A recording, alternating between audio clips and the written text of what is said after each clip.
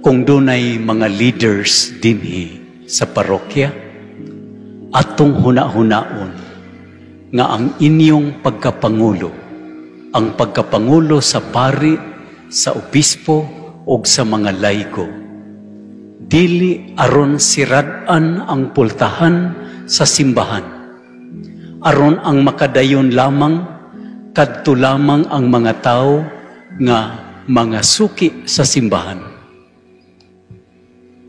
Sila ang mga leaders nga magbukas sa pultahan sa simbahan.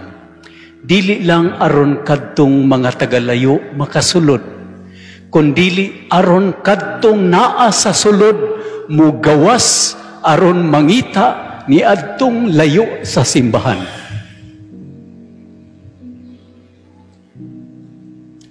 Ug mao kini ang hinungdan nganong doon nakitay mga BECs, gagmayng Kristohanong katilingban. Usahay ang atong mga BECs, mga pader, mga pultahan nga mga sirado, para ang mga irihis dili makasulod. Nainangutana ka na ako, Bishop, okay ra ba kung mag-check attendance dito sa among mga kapilya sa dili pa magsugod ang santos nga misa? Ug mangutana ako, nganong mag-check attendance kamo? Aron kung magpabunyag sila, Bishop, o wala sila ma-involve dinhi, dili namo sila i-rekomendar.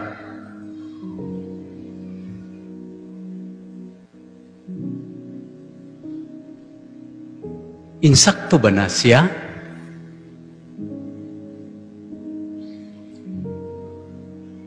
Kung ako inyong pangutanon, okay ba, Bishop, nga mag-check attendance kami sa dili pa ang misa? Moingon ko, kung importante ka na, sige, pag-check attendance.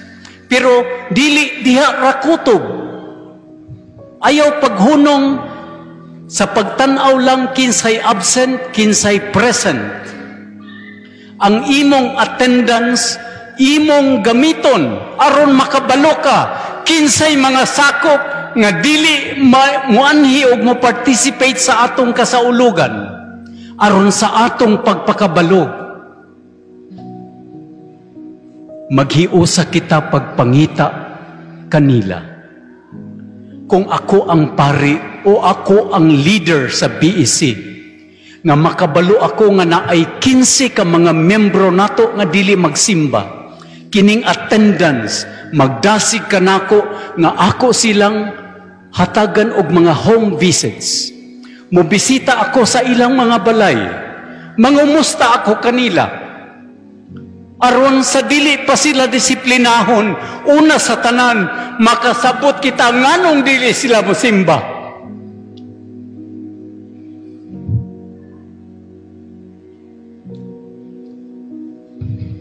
Gusto kita, sige lang disiplina, sige disiplina, pero walay kaluoy.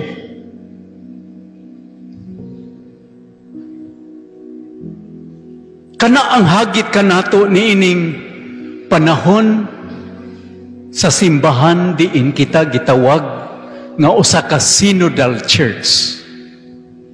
Usa ka simbahan nga mugawas sa iyang kaugalingon, pagpangita sa mga nawala. Nga dili lang siya mga simbahan para sa mga matarong, simbahan sa mga matarong nga nangita ni adtong mga nawala. Ug kana mao ang gusto nato nga mahimong espiritu sa atong parokya. Kay ngano si Jesus sa atong ebanghelyo, iyang gisultihan ang maong inahan, nakabalo ba ikaw sa gituuhan sa mga Hudiyo nga ang grasya, ang gugma sa Ginoo para lamang sa Israel? Nagtuo ang mga Hudiyo ni ana tungod kay sila pinili nga katawhan, ang grasya sa Ginoo alang lamang kanila.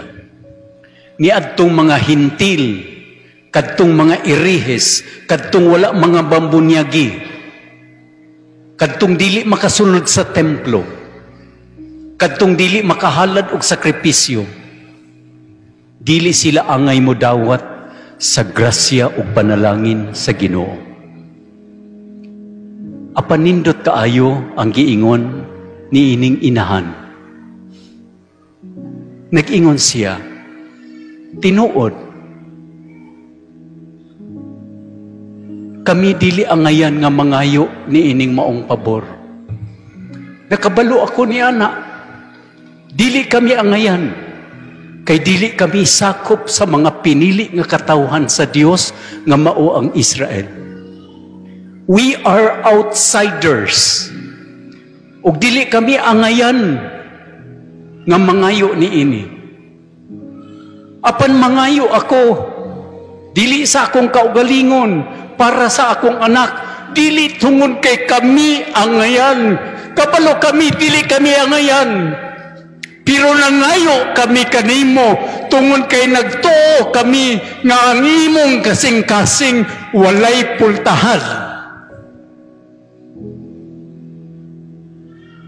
Ang imong kasing-kasing bukas ni atong mga tao nga layo sa kaluoy sa Ginoo. Ug mao kana ang hagit alang kanato mga igsuon. Dili lang sa parokya, kundi diha mismo sa inyong gamay nga simbahan nga mao ang inyong pamilya.